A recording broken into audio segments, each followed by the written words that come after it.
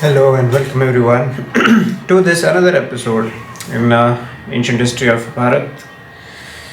Yes, so far we have reached a time when Chandragupta Maurya, who was the founder of the Maurya dynasty as we know, it is believed largely amongst the history scholars that it was Chandragupta Maurya who established the Maurya dynasty. All right.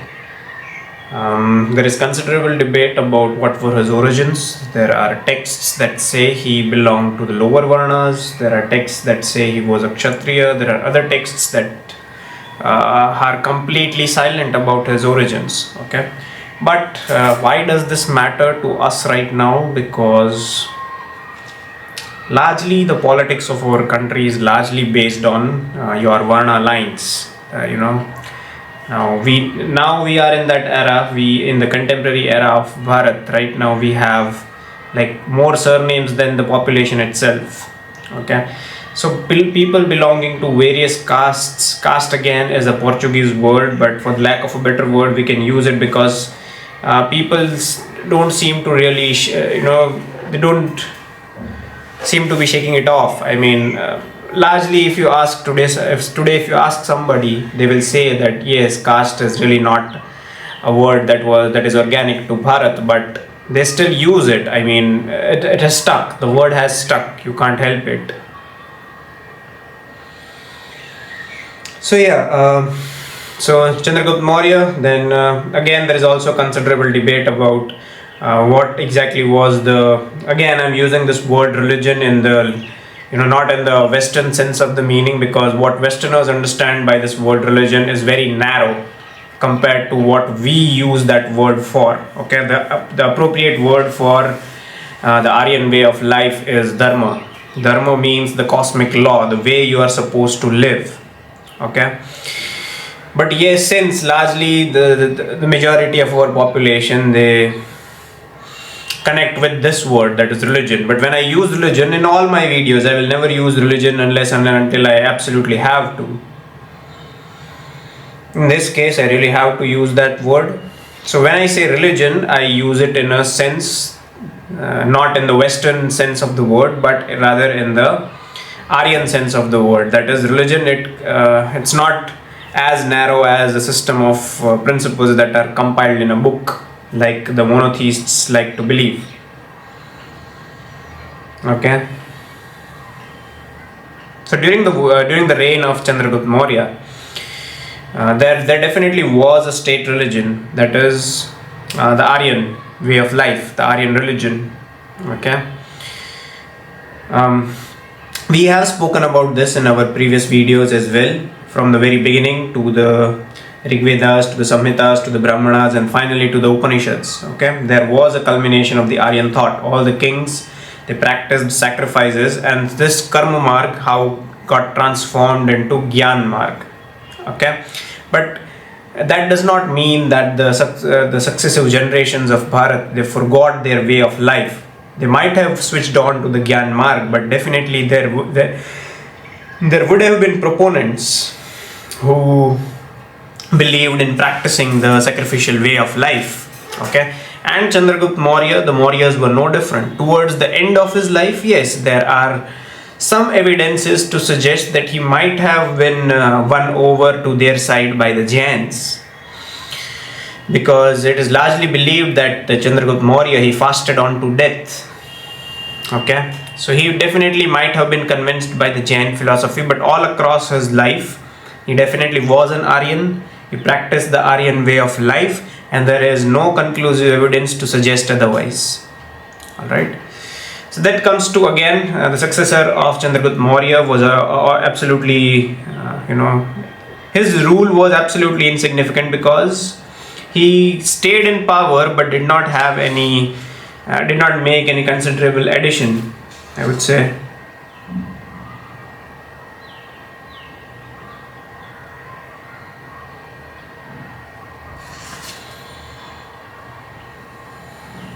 Yes, Bindusara maintained intact the vast empire which he had inherited from his father, and also the friendly relations with the Greek rulers of the West. We know from the Buddhist tradition that Prince Ashok, at the age of 18, was sent out by his father to rule as a viceroy in the province of Avanti with his headquarters at Vidisha. Little did his father know that this person is going to conquer another kingdom. Okay, so now we move on to chapter number 5, that is Asoka the Great. He is supposed to have ruled from 273 to 236 BC. Okay, so his rule starts from 273 BC. For those of you again who have difficulties in comprehending this Gregorian time scale, okay, when I say 273 BC, what do I mean? So currently we are in the year of 2024. Okay, rewind the clocks back 2024 years. You will reach a point of 0 and then again move towards the other side, 273 years. That is the time I'm talking about when I say 273 BC. Okay, so it was in that time that Ashoka comes to power. As a king, he ruled over the greatest empire known in the Aryan history. The vast territory extending from Persia to the southern Bharat was bequeathed on him by his predecessors. He himself made an addition to it by his conquest of Kalinga. Okay, so largely Ashoka himself had not made any significant additions. All he added was the kingdom of Kalinga. The rest of it was already added to the Mauryan empire by his grandfather, that is Chandragupta Maurya. Okay. So all Ashoka did was he fought the battle of Kalinga, however bloody and however bloody that battle might have been. Okay, but he added one kingdom, that is Kalinga. Now we are really going to talk about certain things that might not be very amusing and pleasing to especially the people who subscribe to the Buddhist ideology. So whatever I'm going to say right now about Ashoka, okay, is based on what is written in this book and some of my own individual analysis. Alright, so let's dive deep. Okay, in inscriptions, so there is some degree of certainty with the rule of Ashoka because he has left behind some stone edicts, meaning all across his empire, although he might not have added these territories to the empire, but all across the Mauryan empire when Ashoka was ruling, he had some stone and rock edicts installed. Okay, on those edicts we find direct evidences and references to his rule, his administration and whatnot. Okay, these inscriptions, along with the traditions recorded in literary texts in both Pali and Sanskrit, help to give a concrete and comprehensive picture of his life and work. Ashoka was the first king to issue edicts in order to proclaim his ideals and record his exploits. Okay. Although they do not record many events, they contain in an abundant degree the measures adopted and regulations issued by him, and the delineation of the noble principles and high ideals that inspired him as almost an autobiographical touch. Okay, so largely again we have to depend upon the Buddhist texts and guess, okay, which spiritual system claims Ashoka as their convert. Obviously Buddhism. Okay, and again we are depending upon the Buddhist texts to reconstruct the history of this time frame. Alright, now I'm not saying that these texts are wrong, okay, but there is clearly some confirmation bias, there is clearly some vested interest over here. Okay, and when you're studying history, these things cannot be ignored. So since the Buddhists, they were writing these texts and they had made persistent efforts to win over Ashok to their side. Okay, so they might have exaggerated things. Okay,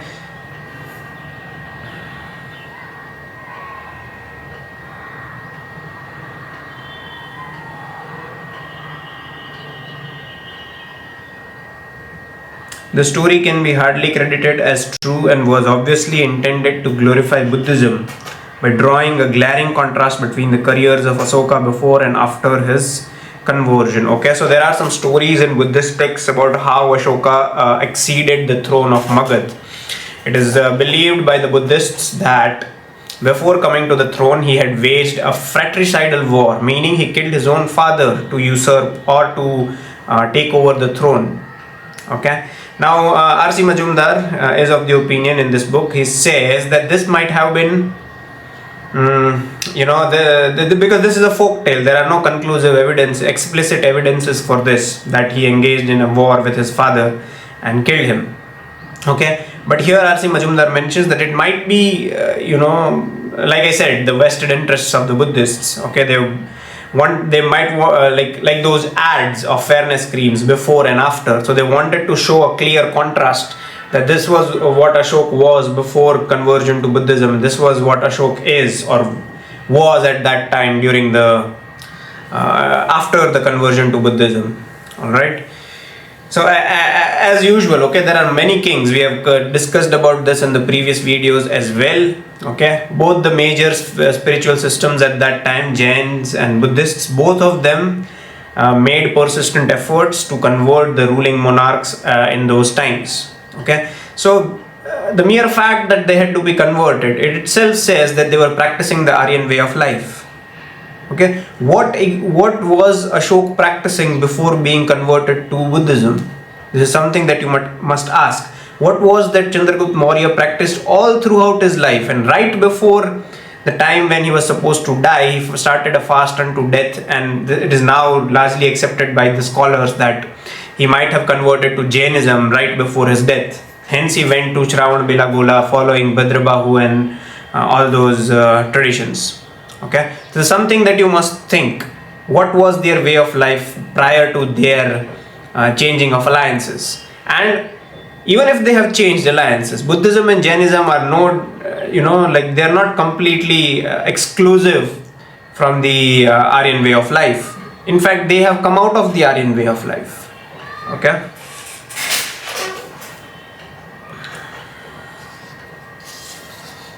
Ashok is throughout referred to as Devanama Piya, which may be literally translated to as beloved of the gods. Okay. So yes, now we come to the Kalinga War. The severity of the resistance put up by Kalinga and the resulting horrors of the war are thus prettily described in the Rock Edicts. So one of the Rock Edict 13 says 150,000 were therefrom, that is from Kalinga, captured, 100,000 were slain, and many times as many died. According to Buddhist tradition, Ashoka was converted to Buddhism by the venerable monk Upagupta shortly after the Kalinga War. So here is where that episode lies, because we have also been taught this in school. All lies, I think. That after waging that war, Ashoka realized that he is doing all harm and he's doing no good, and he was so taken aback and he was filled with remorse about the destruction that he had caused due to his ambitions of conquering Kalinga. Okay, that is what kings have been doing. Okay, so now why the melodrama? Prior to Ashoka, weren't there any kings who had fought if not more than this, as bloody battle as Ashoka had fought to win over Kalinga? Obviously there were. So why suddenly did he grow this pseudo conscience of reveling in this remorse of having killed so many people? There were wars fought when even Ashoka was king. Didn't he feel that remorse back then? I guess historians, they do take some or the other liberties with history, but I wouldn't really recommend or suggest students to blindly believe all the stories and narratives that have been propagated by our history textbooks and largely all the history scholars from 47 onwards. Okay, it wasn't an overnight phenomenon. Ashoka did not start feeling remorse after engaging in a battle with Kalinga. Before walking into that battle, he very well knew that he was going to kill people. So let's not just operate under these assumptions. Okay, Ashoka was living by the Aryan way of life, and let's see what RC Majumdar writes further. Okay,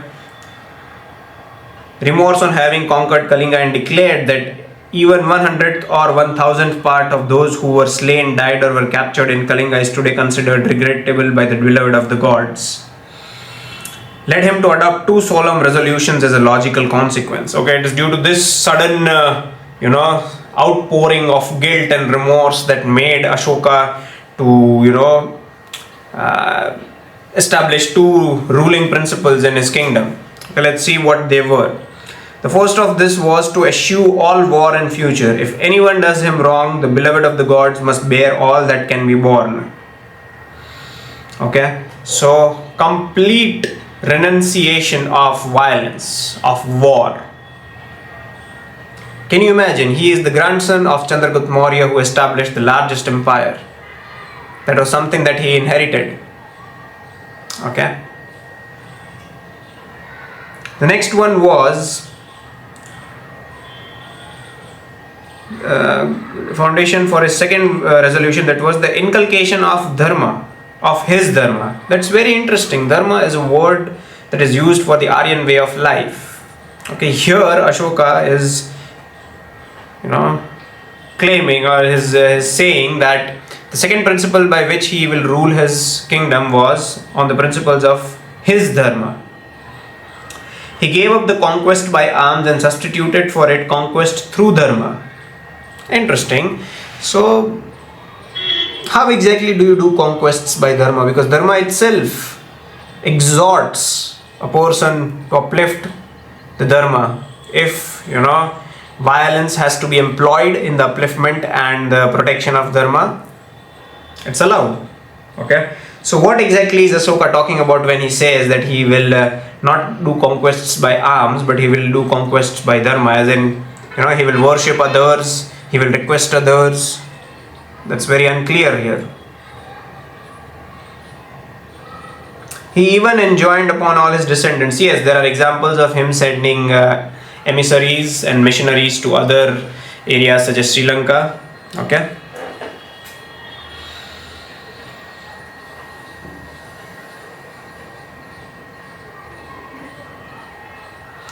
There can thus be hardly any reasonable doubt that the remorse which he felt at the carnage of the Kalinga war was the direct and immediate cause of his conversion to religious faith, which preached as its fundamental principles non-injury to all living beings and piety and compassion towards them. Okay, like I said, this is very much exaggerated. It makes no sense that all Ashoka himself was born in a monarchical family. He was a king. Okay, and before walking into the battle of Kalinga, he very well knew that he was going to kill people. So why this outpouring of grief, remorse, whatever? Okay. It is difficult to understand what Ashoka exactly intends by the expression Sanghe Upete. Okay. So there is also some uncertainty into interpreting what the messages that he has left behind in those edicts really mean. All we are operating is those, assumptions, and assumptions with some Buddhist bias.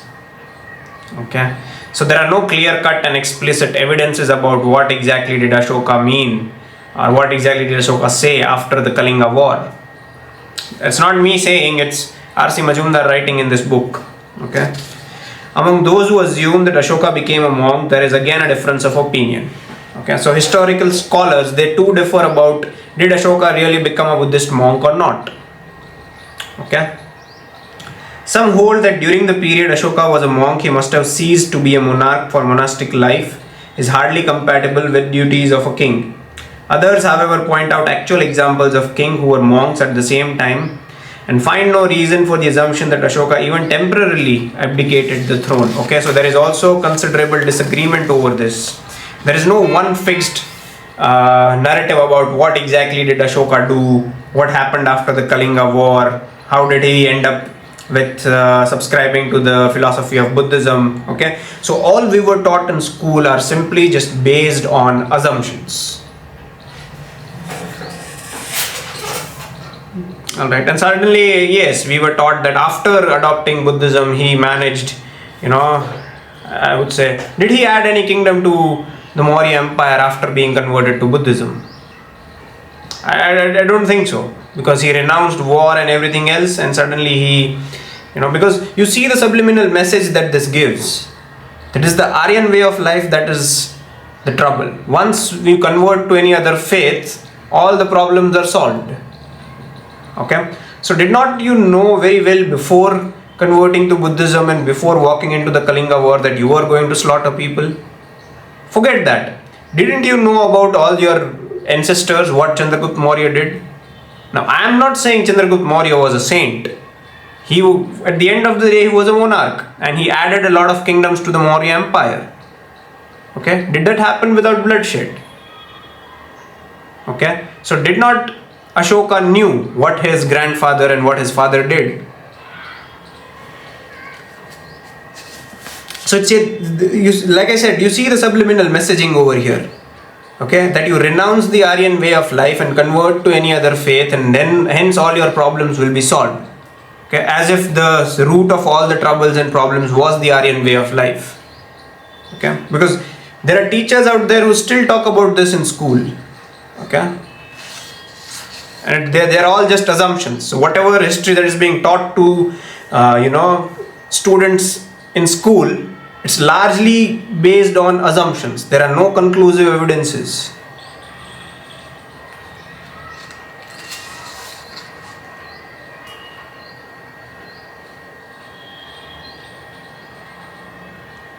Okay, Ashoka engraved on rock in order that it may endure for a long time, and that my sons, grandsons and great grandsons may similarly follow me for the welfare of the whole world.